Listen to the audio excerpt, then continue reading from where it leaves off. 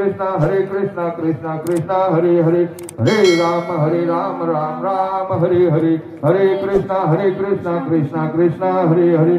कुंडलिक वरदा हरि विठ्ठल, श्री ज्ञानदेव तुकाराम पंढरीनाथ भगवान की जय, माऊली ज्ञानेश्वर महाराज की जय, जगद्गुरु संत तुकाराम महाराज की जय, सद्गुरु सच्चिदानंद श्रीपाद बाबा की जय, सद्गुरु सच्चिदानंद रामदास बाबा की जय। अवधूत चिंतन श्री गुरुदेव दत्त दत्त गोपाल कृष्ण भगवान की जय।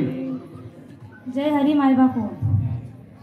गुरुर ब्रह्मा गुरुर्विष्णू गुरुर्देवो महेश्वरः, गुरुर साक्षात् परब्रह्म तस्मै श्री गुरुवे नमः, तस्मै श्री गुरुवे नमः।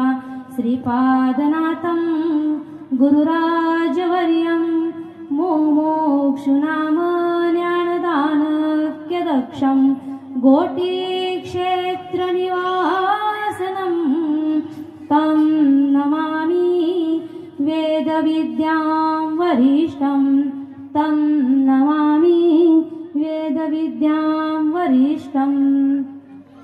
जय श्रीपाद बाबा, जय रामदास बाबा की जय हो। गुरु तेथे ज्ञान, ज्ञानी आत्मदर्शन, दर्शनी समाधान अति जैसे। माऊलीची ओवी आहे 18व्या अध्यायातली मायबापो आपल्या सेवेसाठी घेतलेली आहे। बघा माऊलींना काय सांगायचं आहे, कलियुगामध्ये असंच होणार होतं। कारण काय, गुरुंची पण लाट आलेली आहे। तो म्हणे मी गुरु, तो म्हणे मी गुरु, त्यांना हाव झालेली आहे। पण काही नाही, त्यांचा उद्धार झालेला नाहीये, तर आपला काय होणार आहे। त्यामुळे माऊली सांगतात गुरु तेथे ज्ञान, ज्ञानी आत्मदर्शन, दर्शनी समाधान अति जैसे।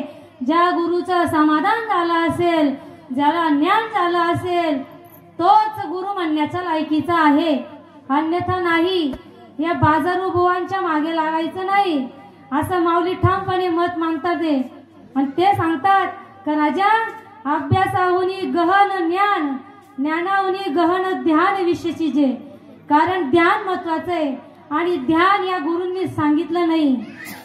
गुरूंनी फक्त पाखंडपणा सांगितला आणि त्या पाखंडाचा नायनाट करण्यासाठी 750 ते 800 वर्षापासून ज्ञानेश्वरी मध्ये सांगितलं। ज्ञानेश्वरांनी ज्ञानेश्वरी लिहिली आणि नाही ज्ञानेश्वरी वाचण्यात तुम्हाला वेळ मिळत असेल मायबापो, हरिपाठ सांगितला।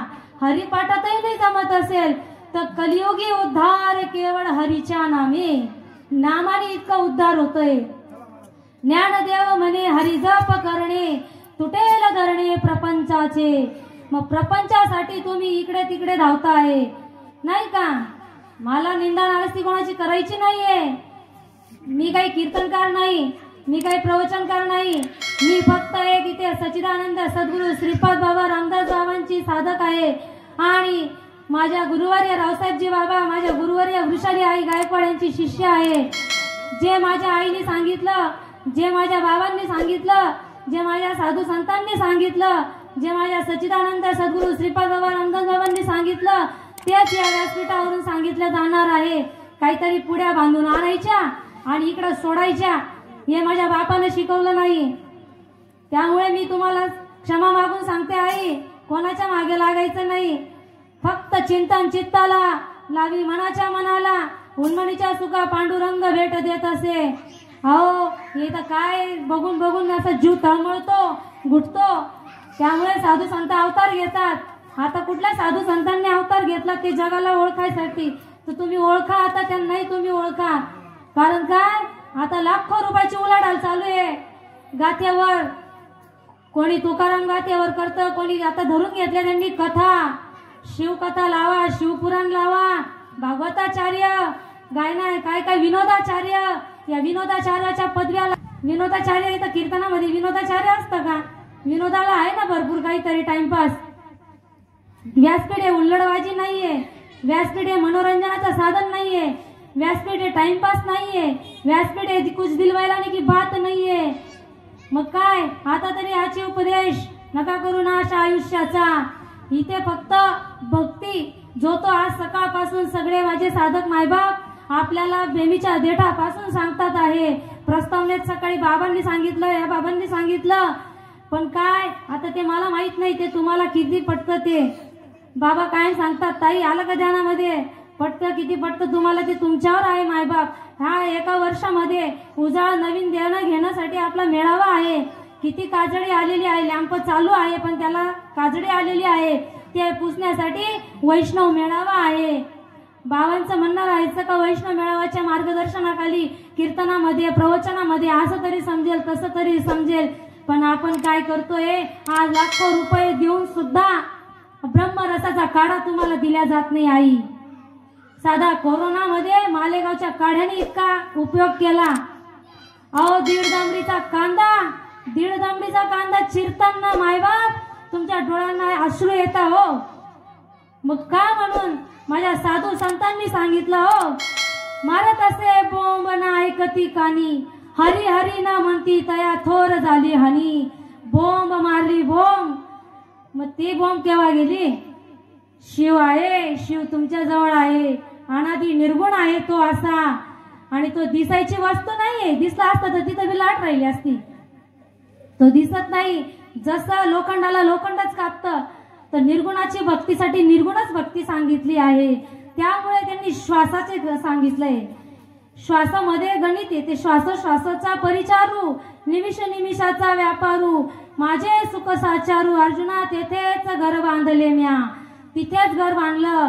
कारण काय, इंद्रियाची कसमस मोडे, विषयाचा विसर पडे, मनाची घडी घडे हृदया माझी. आपण जोपर्यंत आपल्या इंद्रिय विषय यांना एकाग्र करत नाही, त्याचा अनुभव आपल्याला येत नाही. पण आपल्याला कष्ट करायची गरज नाही ना. आपल्याला वरची मलाई खाण्याची सवय पडलीये, पण ती वरची मलाई कशी आली. तपे विन दैवत दिदल्या विन प्राप्ती, गुजे विन हित कोण सांगे, ज्ञानदेव सांगे दृष्टांताची मात, साधूंच्या संगती तरुणोपाय. इथे तपावा लागतं आई, मलाई सहज भेटत नाही. पण आपल्याला तेवढा वेळ कुठं आहे. हम भी करते तुम भी करते, लेकिन थोड़ा थोड़ा फर्क पड़ते. अरे भक्ति भक्ति क्या करते हो, जिस भक्ति में अनुभव नहीं वो तो सब धोखा है, सब खाली खोका है. माय बाप त्या खाली खोक्याच्या मागे लागू नका हो.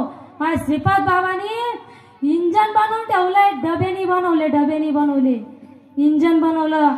आणि या कलियुगामध्ये असं झालंय, कीर्तनकार म्हणतो एका कीर्तनाचे 21,000 द्या, पण 22,000 द्या, 40,000 द्या. काय बोंब पाडतो रे तू, काय बोंब पाडतो.